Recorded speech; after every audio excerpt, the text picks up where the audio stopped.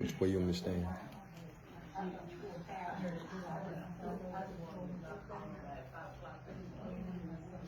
Good afternoon, everybody. Good afternoon. Thank y'all so much for coming. We're gonna go ahead and get started. I see a couple of new faces here. So thank you for coming. For the people that have been here from the beginning, thank y'all for always showing up. We are going to go ahead and get started today. Oh, first of all, who are the family caregivers in here? Because we have more than just family caregivers. Thank you all for what you do. Thank you. So we're going to go ahead and get started. Everybody knows me, I'm Anita, so I'm not going to get into a whole bunch of detail. But we're going to go ahead and get started. Angela Burrow is here today, and I'm going to let you introduce yourself and tell all the good things you do, and then we'll get started. But I do want to mention, this month, at the beginning of this month, I sat for my certified dementia practitioner class, and Angela was actually my instructor. So that's from another party when you get your certificate. right. I'm always down for a party. So Angela, I'll turn it over to you. Yeah, well you relax because you've done a wonderful job today. So has everybody got a pen? There is no exam. This isn't a dementia training. It's an awareness. So none of you look worried, but just in case you were. So North Carolina in 2016 decided that we needed to be dementia capable. And so we should be proud of this area because immediately our AAA, the Area Agency on Aging, launched what we call Dementia Friendly Charlotte-Mecklenburg. If we hadn't had COVID, which is, that's a lament, isn't it? We would have had a lot of businesses that would be now dementia capable, because that's very important. As family members, you know, you sometimes want to feel comfortable if you go to a restaurant or a supermarket. The list is endless. That people are going to be sensitive and actually have a bit of knowledge about dementia. There was an awful case not long ago, and it wasn't in North Carolina, but there was a lady who'd left Walmart, and basically she was reported for shoplifting. They dragged her to the ground and I think dislocated her shoulder. And all she could say was, "Leave me, I want to go home." She didn't shoplift, she just forgot to pay. Which actually I nearly did myself one day when I was leaving the store. So, and as far as I know, I don't have dementia yet. But we need to be more aware. So that's what Dementia Friends, you're becoming Dementia Friends today. And in doing that, you don't pay anything. You're not going to have your email shared, but I will send your name to the North Carolina state. You'll also get this. So I suggest you wear that sometimes. I was in Steinmart not long ago, before they closed, before COVID, and I was in the changing room, and a lady stopped me, and instead of tying clothes on, we sat there for an hour talking about her mother. And so I thought, well, that's good, you know. So she got lucky that day, and so did I, because it made me see how important. So I'm representing Dementia Friendly Charlotte-Mecklenburg. North Carolina started the initiative, and as you can see, the Forget-Me-Not is the logo. You've got a little booklet there, so a lot of information is in there. If there's anything else you need, you can always contact Benita, and I'll send you whatever I have that might help you. I'm going to skip that because we don't have a lot of time. That's the video. But as you know, and I hope you know, Alzheimer's is the most common. It's like the poster child, but it's not the only dementia. Do you know what's the second most common dementia? It's vascular dementia, which makes sense. And they say it's not a close second, but more and more neurologists are saying, you know, it's getting up there. Anyone with heart disease can eventually have their brain affected. Vascular is the circulation. The circulation, yeah, your heart, yeah. Okay. So there's a big connection between the heart and the brain. Okay, because my grandmother did suffer from it. She lived to 94. She did suffer from it, and I know she had a lot of mini strokes. So I'm thinking that that's the connection. Yeah. Okay. Mini strokes, that's it. Yeah. Vascular is anything to do with blood vessels, so you're right on. So Alzheimer's is the most common. There's no known cure, but every now and again there's a company called Biogen, and the Alzheimer's Association and other organizations supported them in their research, and they did produce a drug. that slows down and affects the early stages. So it's not going to cure anybody in the middle stage. But the bad story about that is it's ridiculously priced. It's not affordable. So that's the sad story. So there was a lot of disappointment and a lot of arguing, I'm sure, at top level. So there was a drug. So it's not hopeless. Eventually we'll have a cure. Vascular dementia, though, that's lifestyle. So you can inherit a problem, as you know, like cardiac disease, but also having clean living, eating the right food, like plant-based would help. So that's what we want it to look like. There's a little graphic I included for you in your book. That's basically what any particular town, anywhere in the world actually, should look like. You would want the banks. If somebody comes in with somebody and they're asking to withdraw $5,000, and the person looks the bank staff should know that this could be somebody, an older person who's been taken advantage of, and so on. That kind of thing, people with dementia, sadly amongst families too, are taken advantage of. Other places, it would be nice if places of worship had large font, prayer books and hymnals. You'd think that would be a given, but not necessarily so. So you as families, me as a professional, we can persuade the local churches. They come out to assisted living, don't they, once a week and do Bible study, and oftentimes they'll come to do a service on a Sunday, but there's a lot more they could be doing boots on the ground. Also, I suggested to a friend of mine, I was really pleased at their church they did it. They basically had female volunteers to help the female ladies living with dementia to the restroom, because they weren't wrong sex, they were female or male, and their husbands were afraid to go into the female or even changing room, but that thing. So can you think of anything else where we could be more dementia friendly in society? I know you talked about going to the grocery stores. Yeah, I'm definitely mentioning that. That's a big one to me, and I've got a slide that I'll show you towards the end. I went to, I'm going to name it, Harris Teeter, because they have their organization headquarters here. They're not ready yet. My suggestion was, I went with a friend of mine, that we have a relaxed lane, and they do that in England, and I'll show you a slide later on, in Tesco. What happened was Tesco, which is just like Harris Teeter, introduced a relaxed lane. They didn't call it a slow lane, so it was a nice word, because they said we have a fast lane for 10 items or less. We have self-checkout lanes. So let's be, and it's not just people who are older and frail, it could be a mother with children, it could be somebody on the autism spectrum. But as soon as I said they need to declutter the air and take candy away the magazines, that was all bets were off, because that's taking the sale away. So you need to declutter. But if enough of us are saying that's what we need, and one supermarket does it, the others will follow. I also went into Publix, but it was the same thing. Oh, we have to go and ask corporate. But we'll get there. Anything else you can think of? I think one thing that they could do, which wouldn't cost anything, is change all the individual bathrooms to unisex. Yeah. You know, not the places, you know. Yeah, so, yeah. That would be, because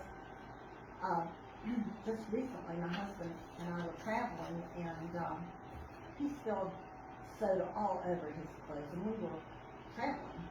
So I ran out to the car and grabbed him a clean pair of pants, but he had to take off his shoes, and so fortunately we were in a Cracker Barrel and there weren't a lot of people in and out, but and so I actually went into the men's room because he couldn't get his shoes off and get his pants changed. It was just too much for him to process at one time. And you know, if there was malls and things have little stalls for men and women. Yeah. You know, if they just made them unisex, that And you do see that, and it should be some of them universal. do. Some of They them call do, it exactly, family. but not enough. Because if you think it could be a parent, it could be a male parent who wants to change the diaper of the child. Oftentimes, because we're with that kind of society, the diaper changing is with the women. The mothers are the only ones who Mall change has diapers. Yeah. a bunch of them that are unisex. So we have a ways to go, but if enough of us, if enough of the, you know, the squeaky wheel gets the grease, if enough of us saying that.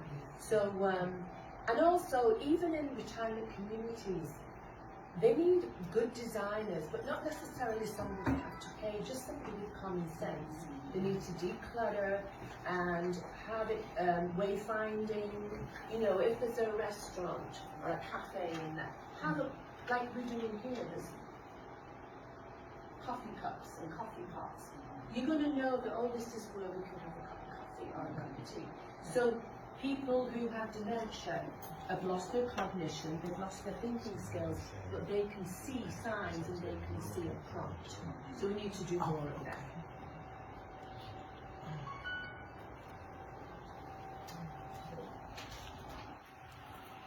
This is in your book as well, I believe. TV show.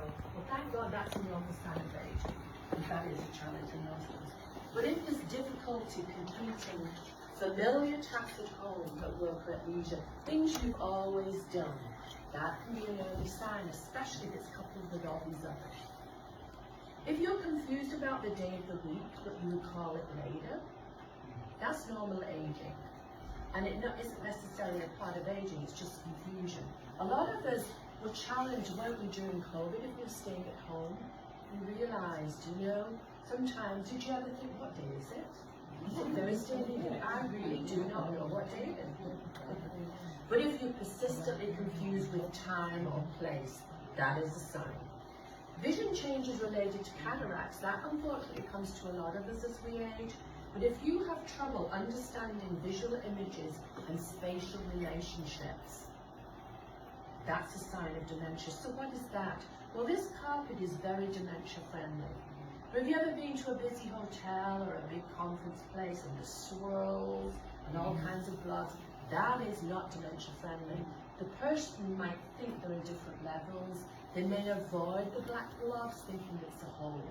And the problem with that is they could lose their balance as they're trying to navigate that busy carpet. So retirement communities, you'll see they have plain floors. And if there is a pattern, it's very small. You don't want to set people up to fail. Sometimes having trouble finding the right word. Does that happen to you? Mm-hmm. But if you're having persistent problems with words and speaking or writing and it's escalating, that's a sign of early dementia. There are parts of your brain, the temporal lobe and the parietal lobe, they're responsible for taking in language and you expressing language. They work together. They start to fail in vascular dementia or Alzheimer's. If you're misplacing things from time to time and you have to retrace your steps to find them, does that happen to you? Yes. Have you ever, if you wear glasses, have you ever looked through your glasses and where were they? Yeah. But what you do is you retrace them. Unless you've got a grandson like my 3-year-old, I couldn't find my glasses and I'd gone into a closet and put them on something and he says, and he went and got, I didn't even know he was watching me. So he's going to be a good elder person, dementia warrior. But the problem is with dementia, you just cannot replace your steps and you don't even know that I can ask somebody to help me. What about this one? Making a bad decision once in a while. We do that all of us, right? But, as I said earlier, I think before we started, it's a decrease of poor judgment when you have Alzheimer's disease, and they are definitely a group of people that are victims of scams. People target them. And then sometimes feeling weary of work, family, or social obligations. Does that happen to you? No matter how good you are, you do get weary of it at times and you need a break. But with dementia, this happens actually in the earliest stages. Some people start showing signs in their 40s. They are withdrawing socially and at work. People are noticing marked changes. It's as if that isn't the same person. So that is a sign. Because when you have Alzheimer's disease, you can be diagnosed into your 70s or 80s. Some people are not diagnosed at all. But the signs are there, it's in you from the very early on. And then this last one that they've listed, normal aging, developing very specific ways of doing things and becoming irritable when a routine is disrupted. Depends on your personality. Some people are very easygoing, the rest of us not so much. we get irritated with change, especially if we're good at something. But with dementia, this is one thing that's very commonly reported. The person isn't like the person that they used to know. Their personalities change completely. And it can be that they've become quite agitated or withdrawn. There's a multitude of different symptoms. And the neurologists and the doctors will hear the family saying, this isn't like her, she isn't like her. So hopefully that is a good little cheat sheet. That's why we've included it in there.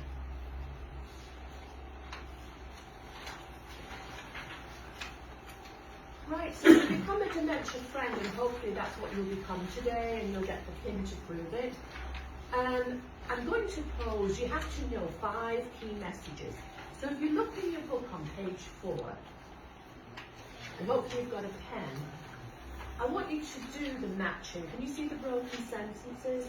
I want you to match whatever's in the first column with the appropriate answer in the second column. Like, dementia is not. So I'm going to give you a few minutes. Is that A, B, C, D, or E?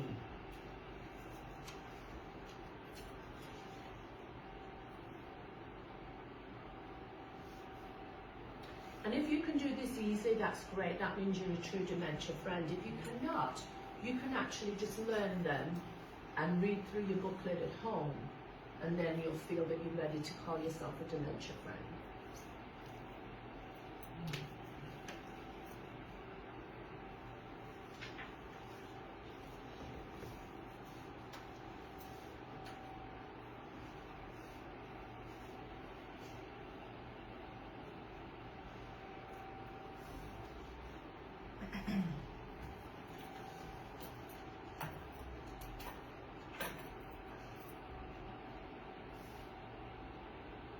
Just take one more minute, and then we'll see how we did.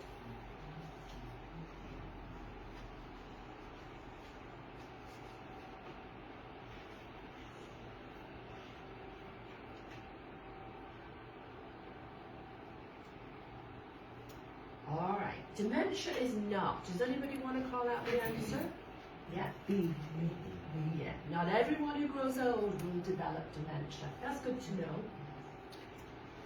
The second one, dementia is caused by A, disease of the brain, and as we know, the most common is Alzheimer's, and I think a close second is vascular. The third one, dementia is not just about having memory problems. It can affect thinking, communication, and doing everyday tasks. What about the fourth one? It is possible to have a good quality of life with dementia. So that's up to us, isn't it? It's up to society. In days gone by, people were institutionalized, they were labeled, or she's senile, there were no medications. We know there's no cure, but there are certain drugs that help people on their way. And of course, awareness. That's why we're here today. It's going to be a lot easier for you as a family member or a professional caregiver if society in general is supportive. The last one, there's more to the person than the dementia. People with dementia are a valuable part of the community. That's very true, and there are wonderful people. I know a couple of them just on social media.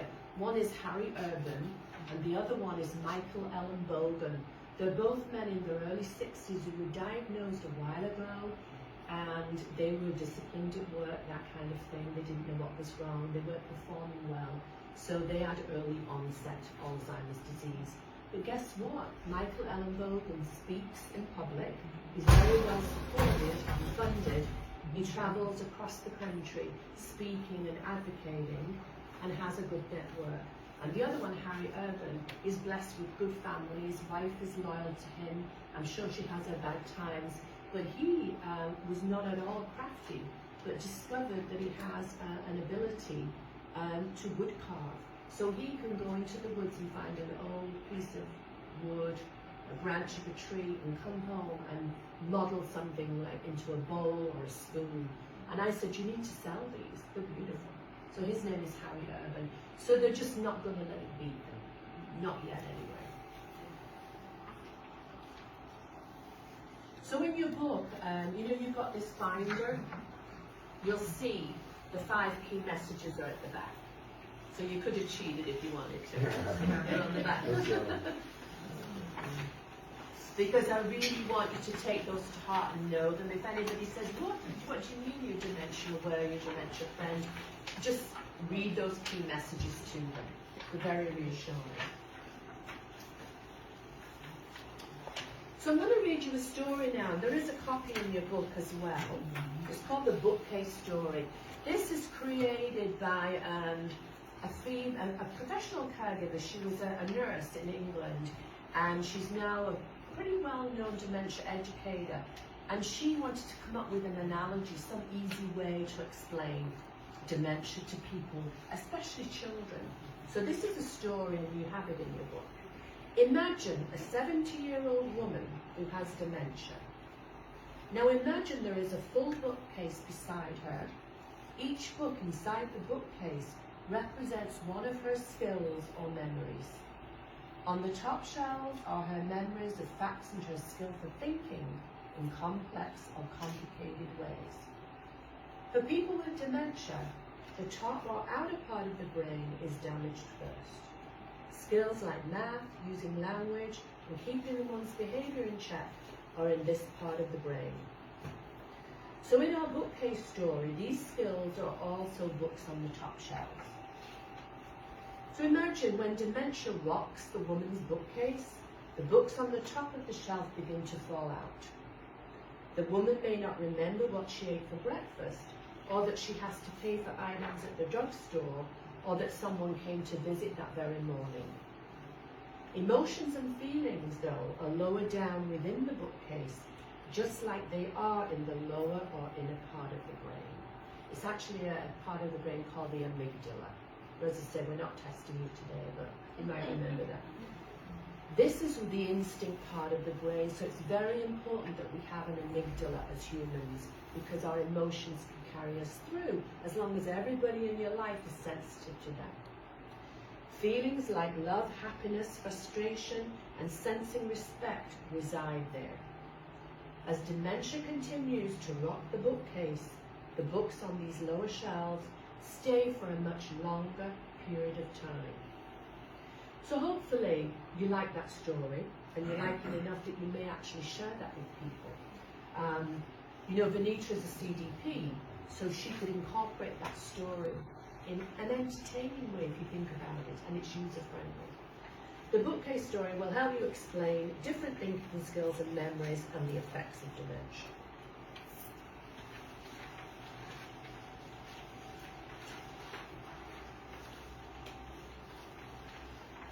Are you ready to do some work? I think I gave everybody a pen, right? So I want you to imagine just an everyday skill, and there are 2 examples here. Somebody cleaning their teeth, and the other one making a peanut butter and jelly sandwich.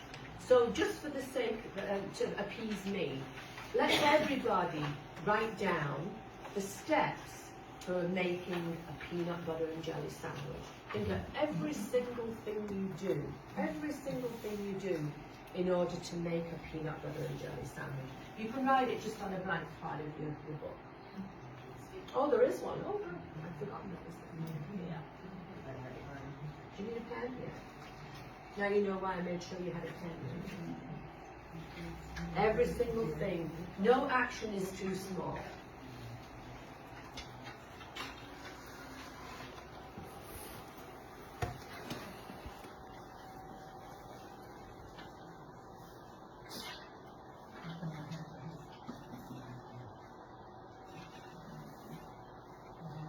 And when you're doing this, hopefully it will resonate and help you realize our lay people need to have it explained to them what is dementia. There's loss in your brain, actual brain tissue is destroyed.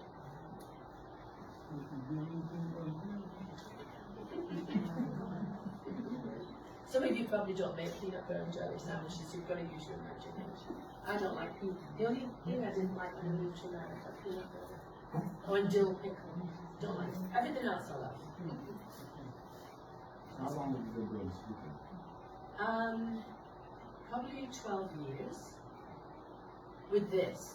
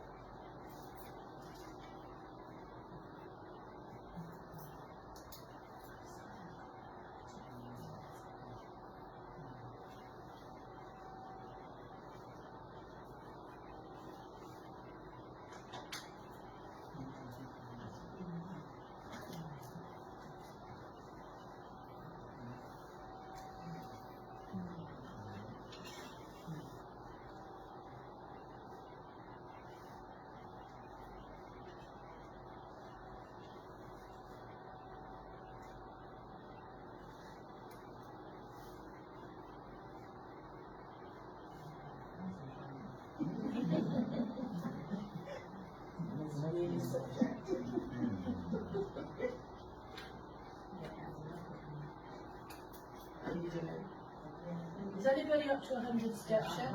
100 steps.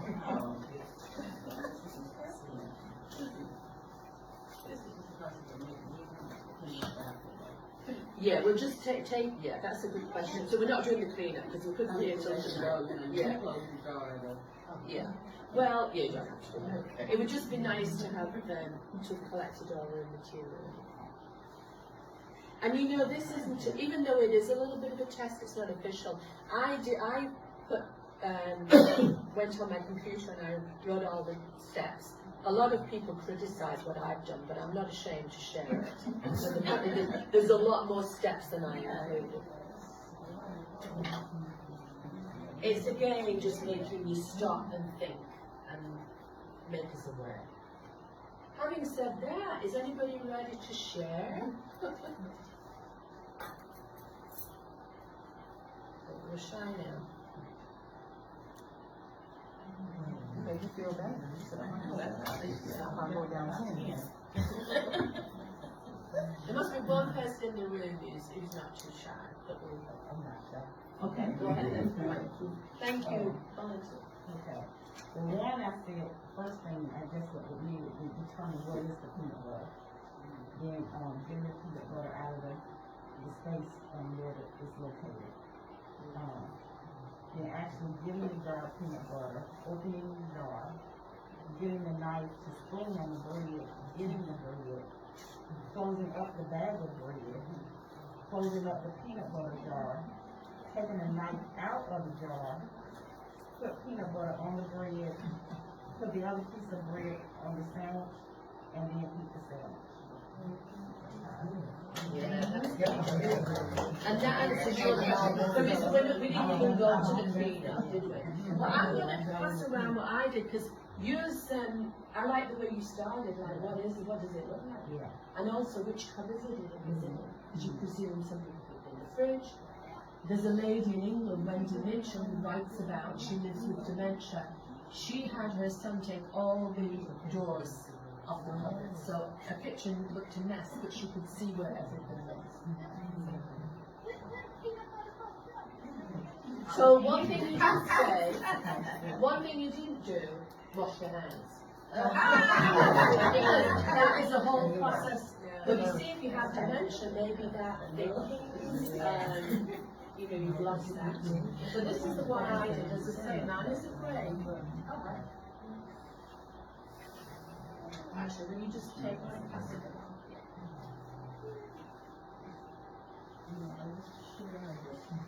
Does anybody else, as they were listening to her, does there anything that struck you that she didn't mention? I made a glass of milk. She didn't say either. She didn't say either. We already said we're not worried about the cleanup. But I like the way she started. At some point, she's not going to know where it is. Where's the kitchen? What does it look like? She may lose dexterity. I've got more. She may lose dexterity. She can't even get the top. And then how much is she putting on there? She may just load that bread up way too much. So as you read mine, you'll see I left a lot of steps out too. But I did wash that.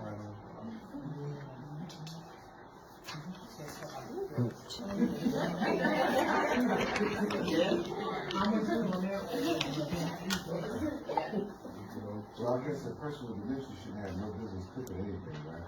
Well, supervision, right? Supervision, and you do want to encourage that they retain skills. That is a very good point, because if you don't, they will lose them much more rapidly than we do. To piggyback on that, Yeah. so to encourage the routine of repeating those steps, that is something that is good for them. Yes, exactly. And you tap into things, because there are stories that I often tell. I told you about Harry Urban and Michael Ellenbogen. Harry Urban especially had worked in an office and was not at all artistic or any inclination. Now he's a woodcarver of a really high standard. So there are things, the brain is very complex. So not all is lost. But we have to be careful that we don't sound like they're just being too cheerful. It's Yeah, and still others folks- a progressive disease. Some folks just get cranky just because you stop them from being able to Yes. repeat processes too. Well, in families, it's sometimes easier for you to do it themselves because they could make a mess. But you're actually hindering, you're pushing them along in the progression of the disease.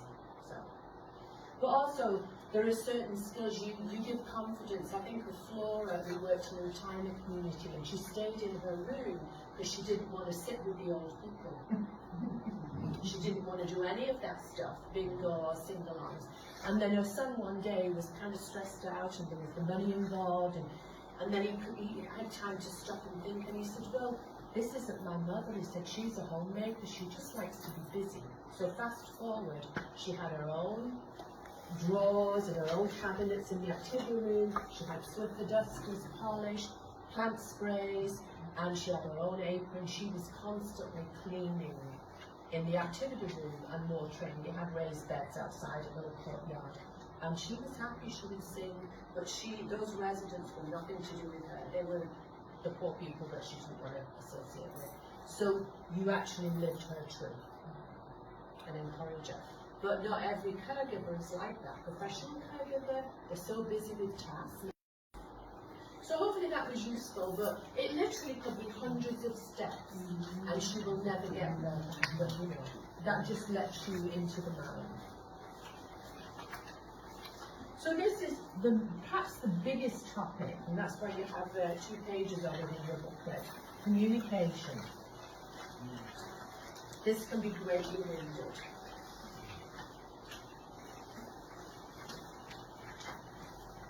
Consider these tips when you're communicating with a person with dementia.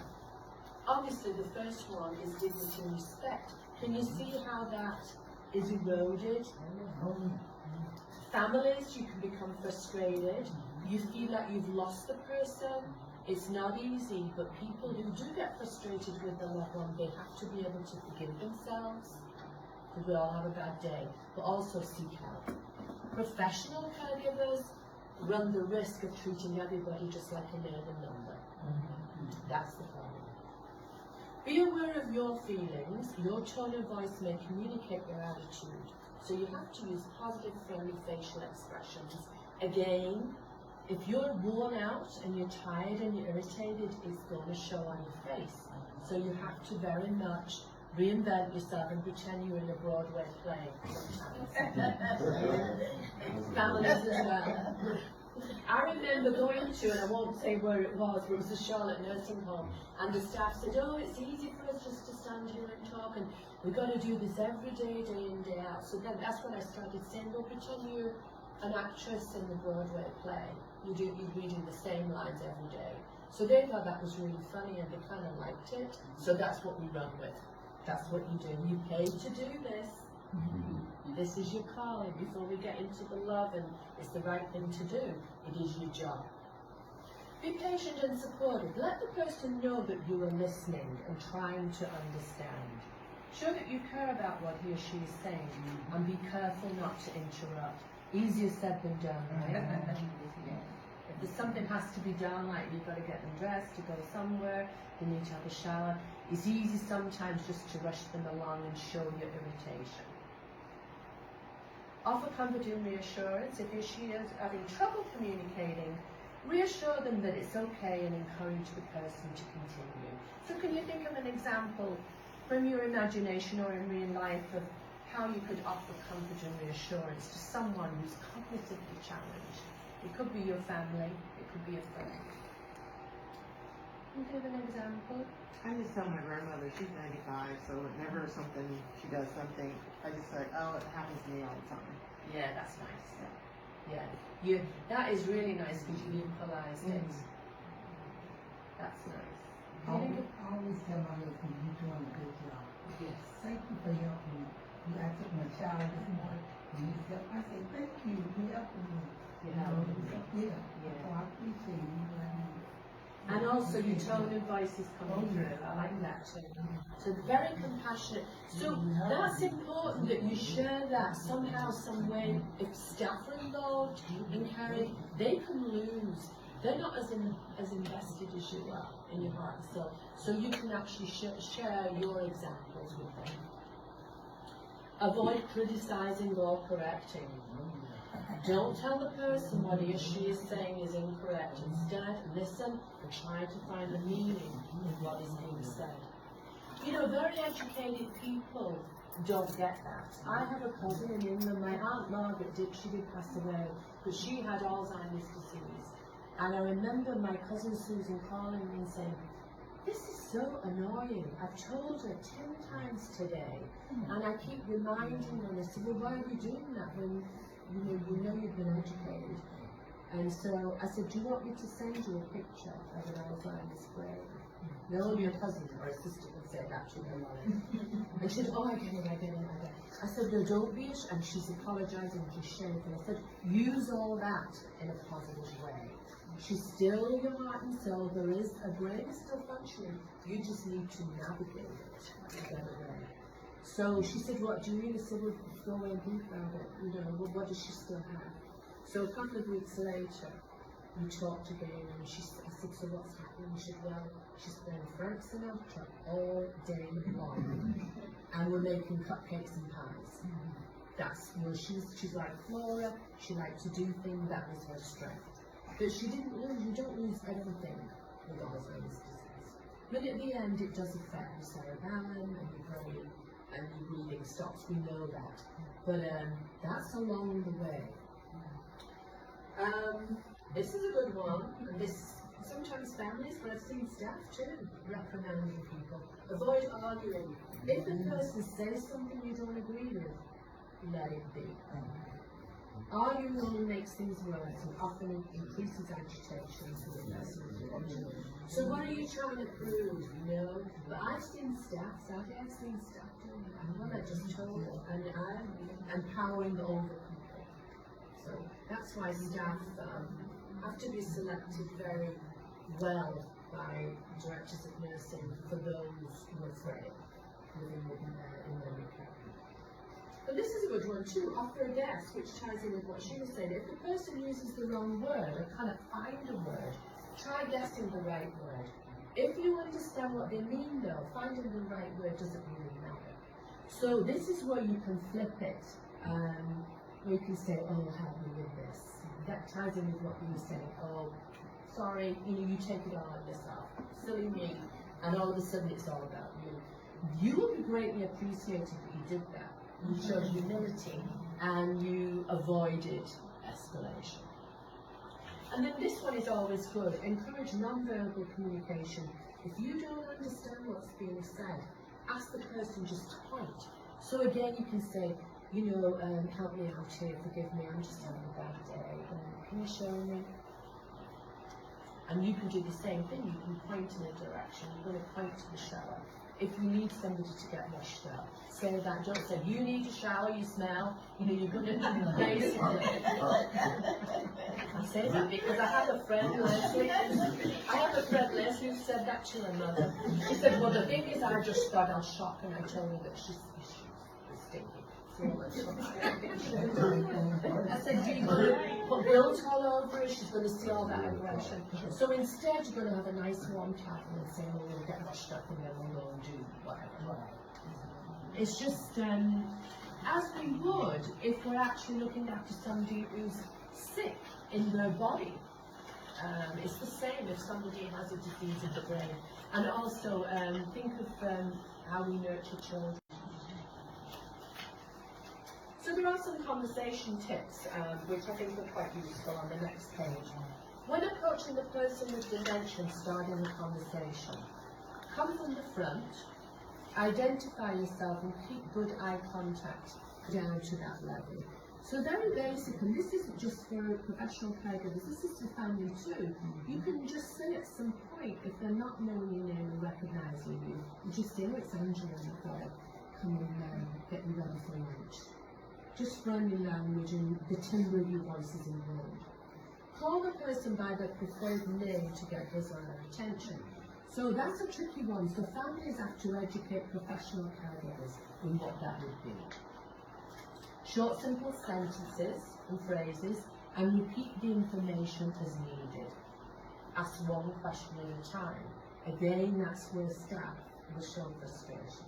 I've already told her, we're in a hurry, so they need compassion. Patiently wait for a response while the person takes time to process what you said.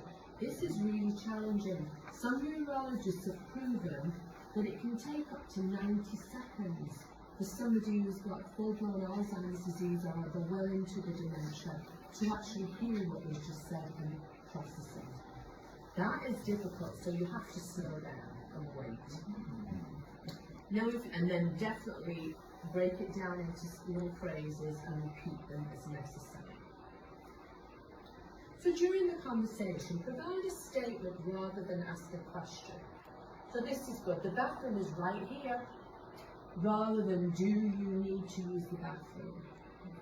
So why do you think that is? Why is it better to say the bathroom's over here, rather than do you need to use the bathroom? What do you think? I would think because if not, they might use the bathroom very long. Yeah, that's a good point. Yeah, practically. Yeah. Yeah, and they say that, don't they? I remember that nowadays you don't see fake ficus plants because some of the men would go pee in the plant. We're blaming the men, sorry. And I remember saying that there was a guy in the group and he was very young and he was quiet, and then obviously he said, oh, we do all that, we play golf and that's what we do. We don't use the restroom, we just go in the bushes. So that's a good point. But point, yeah, what else? It can also be like a trigger, like, if you say, what was the question? The bathroom, yeah, provide a statement rather than ask the Do question. you need to use the bathroom? You know, they're like, I don't know, do I? You know, they can say, well, the bathroom's up here, you know, if you go in the bathroom, you know that, you know, you really might come back and say, well, I know when I'm in the bathroom, I usually, you know. That is a very good point. That's where I was heading to, because when you ask a question, when you have dementia, you know that something's wrong with your brain, you do not want to be asked any questions. It means you have to pull out some knowledge. So immediately your guard is up. So you ask a question, and that's not good. So it's the power of suggestion, not the question. So that's good. That's a good answer. Avoid confusing and vague statements about something you want the person to do. So this is the same. Please put me in your shower ready. So you were nice, right? You said please. You didn't say you ready for your shower, and remember we're not going to insult, even though it can be frustrating. Name an object. For example, rather than here it is, you say here is your hat. Here is what the person means. Remember they're losing language. They may have forgotten what they need. Things change minute by minute. Turn negatives into positives. Instead of saying, this is really important, they don't like negatives. Instead of saying, don't go there, say, let's go here. Can you see how that is much better?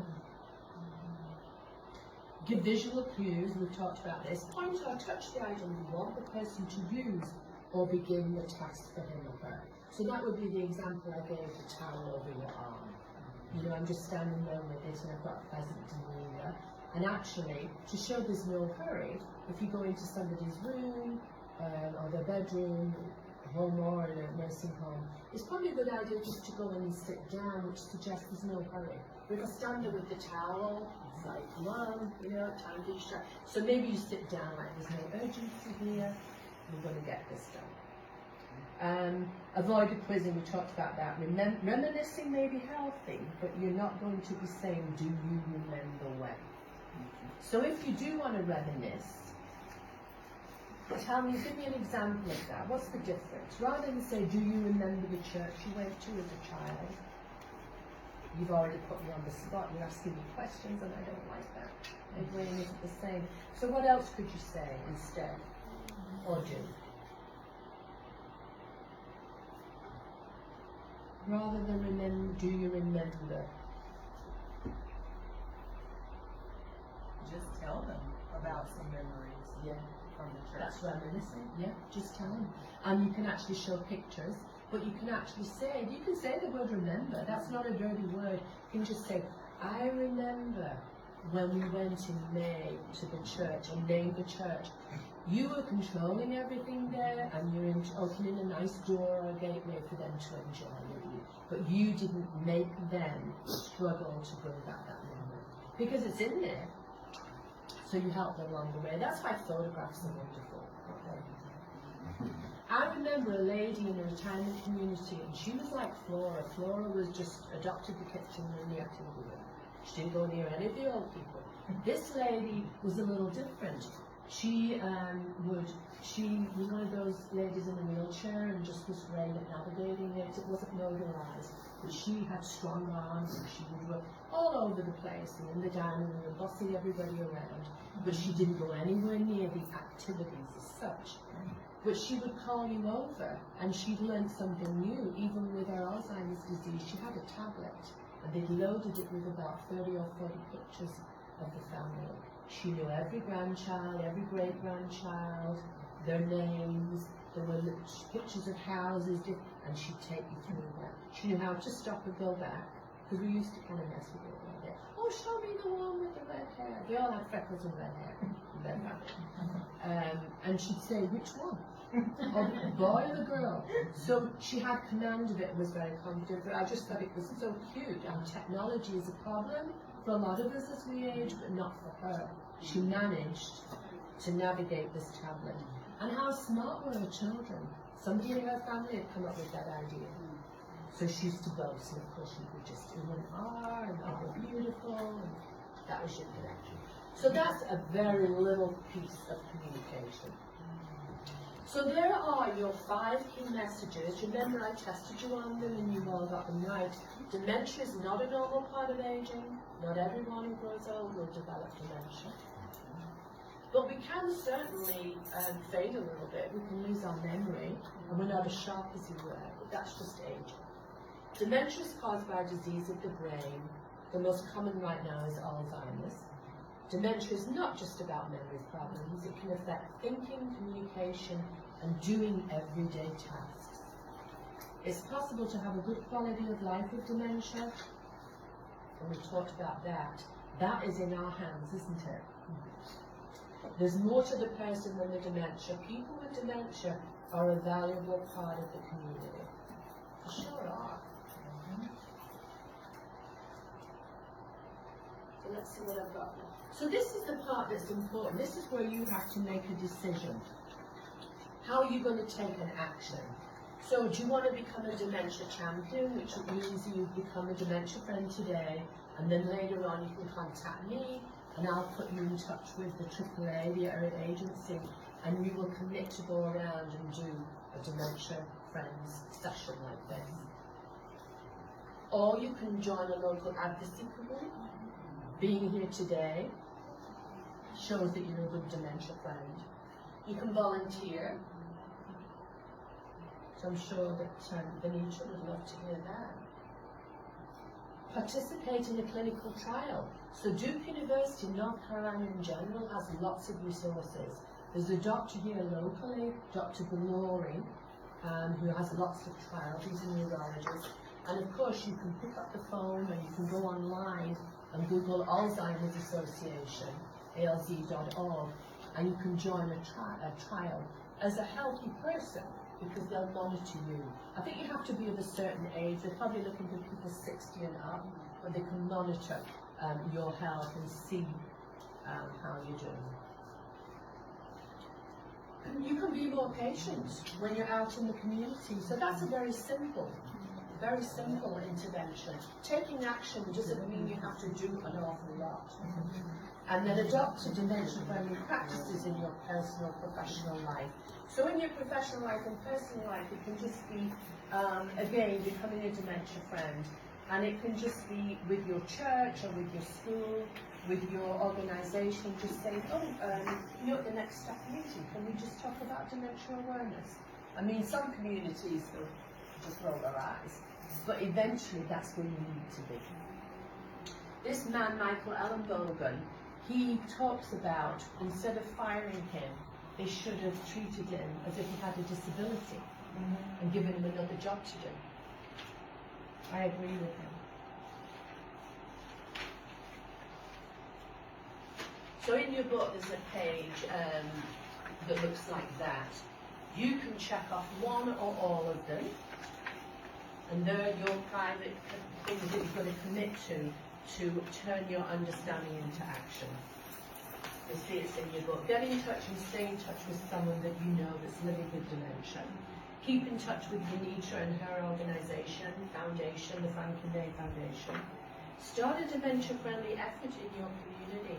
Like I tried, I went to Harris Teeter, I'm going to keep trying. So any of those or all of them. And then this is what Venetia talked about. This is the supermarket in England. They installed that. That was on the day. You know, they've got a little bit of a thing there. They says take as long as you need to go through the checkout today. And I love the way they called it a relaxed lane instead of a slow lane. Because slow has got a negative connotation. So that's what I think we should have in all our supermarkets. That is an easy fix. That's the one you mentioned, I think, isn't it?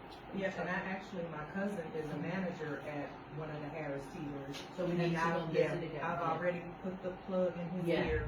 I think we could easily, when we're pretty much out there now, we can go back. His name is Ryan, R-H-I-N-E. And maybe I was frightened in that way. There were two of us, and we were saying, well, we'd have to declug, and I thought, oh, goodness. But anyway, that's what they did. And also, I may have been a little bit too much like, well, they do this in England, why can't we do it here? And that was not the way. So, I'll do it differently next time. So that's the kind of thing. So hopefully you can fill in your pages. And while we're waiting, here's some inspiration from some, I can't see it very well. Let me see if I can read that. These are some children in England, and I think these are so cute. Millie, she's 11. She says, try to help people with dementia and try to understand how they are feeling. I will share happy memories. So children often, out of the mouths of babes, they're better than us at this kind of thing. This is Isaac, he's 5. Give a hug. And look at that, he's got purple. The purple flower. This is Amelia, she's 9. I will talk to people and help them. Also, I will be nice to people by saying, if you need my help, just tell me. So later on, she'll anticipate. Right now, and this is Jane. This makes me nervous. He's 7 and he's going to help them make a cup of tea. So I don't know who's going. You can tell that he's a little Brit, you know. And Emily's 10. I would help the people with dementia and make sure that if I know someone with dementia, I will make sure they live a good, happy life. One day when I can, I will do a sponsored skydive. So she needs to come and volunteer for Venetia. She's got ideas. She's fundraising. And then this one makes me laugh a little bit. Ben is 9. Help people with dementia by labelling rooms with labels. So I'm all for labelling drawers, and like Wendy Mitchell from England took the doors off the cupboards. But he's labelling, and then he says way out. So in a nursing home, they don't have way out signs. Locked in. So, but we'll not tell him that yet. We'll wait till he's 19. So I want you to use that, fill in your forms, and make your commitments, and then we will come around and give you your certificate and your pin. And when we finish up in here, we're going to go to the gym. That's where the food and everything is, and then we'll take pictures with our certificates. Oh, yeah, you should have it in town. You know, that's not what I think.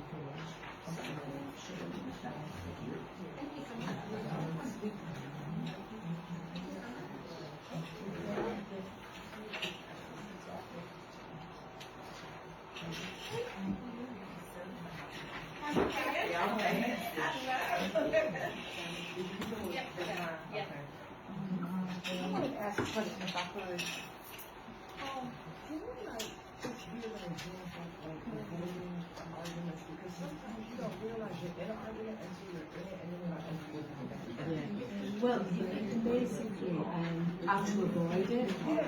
because sometimes you end up feeding into it and then you realize I'm in it and then you start to wrap myself. Yes, well, you can do the, no, I just want to be, I apologize. I'm really sorry. Okay. Or you can excuse yourself, you know, to take yourself away. You gotta get a breather. You get away. But that, yeah, and the thing is, you just be And after that now, just trying to be better overall. Yeah, right, yeah. So, that's. And you know, don't forget, you can, there are people you can call. Have you ever called the Alzheimer's Association to tell them what you don't know? The Alzheimer's Association, they have a toll-free number. You can call and just say, just say who you are. You don't have to give your name. And you just say, just somebody from your minutes, they have to and they may have an idea. And it's sometimes good just to vent to somebody. alz.org, and then you'll have your local chapter, which is Western Carolina, and you can, it's a toll-free number.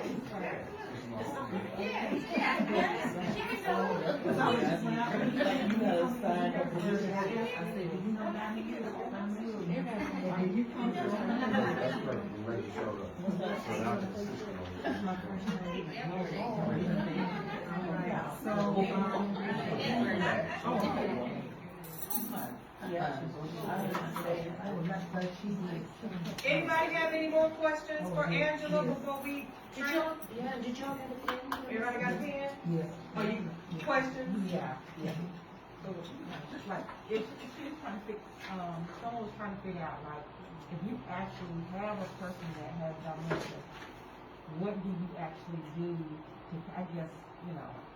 Yeah, I think what I was trying to say is that I see where the meeting is going to benefit, and if I'm wrong, please correct me. Someone who has who's physically okay and mentally okay and wants to volunteer. How do we deal with the family or homes of people who have, as my husband has a sickness, mental illness, combination of dementia. And so it's hard for me to figure out which one I'm dealing with on a daily basis. Like coming even here today, it was not good for me to leave him at home. But I had to come here and I couldn't. The volunteer that I had did not show up, so here I am. And so I don't like leaving him at home because he gets up and tries to get out of the bed and walk because he thinks that's what he can do. And so VA is working with me, but they don't give me what I'm really the meat of the conversation and breaking it down to this is where he's at. These are the organizations that are out there. I think you did mention one that I have not tried. And these are the organizations that you need to contact. Or it's something that's not there and not maybe is in this meeting that I'm looking for. And maybe someone can help me. Well, there are a couple of things. So you can always call the Alzheimer's Association. They have a toll-free number and it's free advice. If you don't like what you hear and you don't gel with the person, you always say thanks and then just try them tomorrow. And there are wonderful people. There are people whose job it is, geriatric care managers, and they don't immediately start charging you money. They'll give you consultations. And then, of course, this organization, the Franklin Foundation, when you think of that mission, it's to offer respite without charge. So I would have a conversation with the teacher because that's what you need. So you need some support, education. Also, if you really just need education and help and explanation, you can even contact Tika Snow's organization. It's Positive Approach to Care. You can have 20 minutes for free on a toll-free line. Somewhere, I'm sorry. Yeah, I'll let me write it down. What is it? There's always the Alzheimer's Association, and they have great people and they have good people. So if you don't initially get what you need, it's alz.org, and then there's a toll-free number. I think it might be on the back actually. Yeah, on the back, you know the booklet I gave you? The Alzheimer's Association phone number is there. But the other one you mentioned is Tika Snow. Let me see if I can find it. Tika Snow is an occupational therapist who lives in North Carolina and has a big business educating staff, but she does do family consults.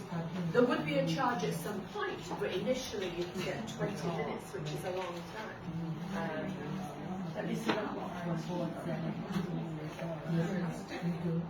Antifa snow is very, very experienced.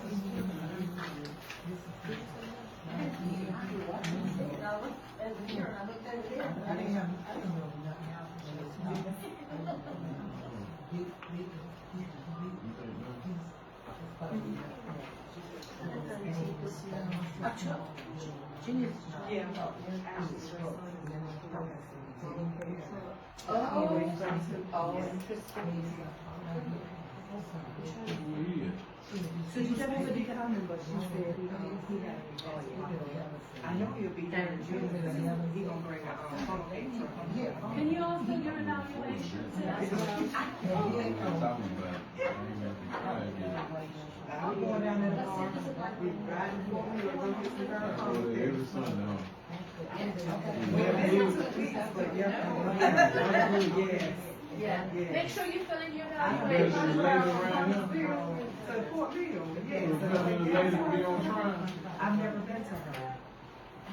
But yeah, if I'm driving from Huntsville to Fort Mill, I guess.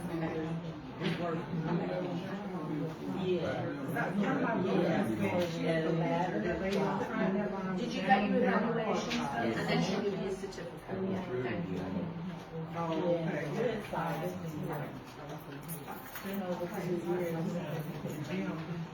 So if y'all ready, we can start heading to the gym, and then everybody got get your certificates. We're gonna take a picture, a group picture, and then y'all can eat and everything else. You can go to Angela, you want me to take get these? No. Yeah, really, that's your evaluation. I still gotta go back and look at Y'all know where the gym is? Snow. Yeah. Teepa, Teepa, snow.com.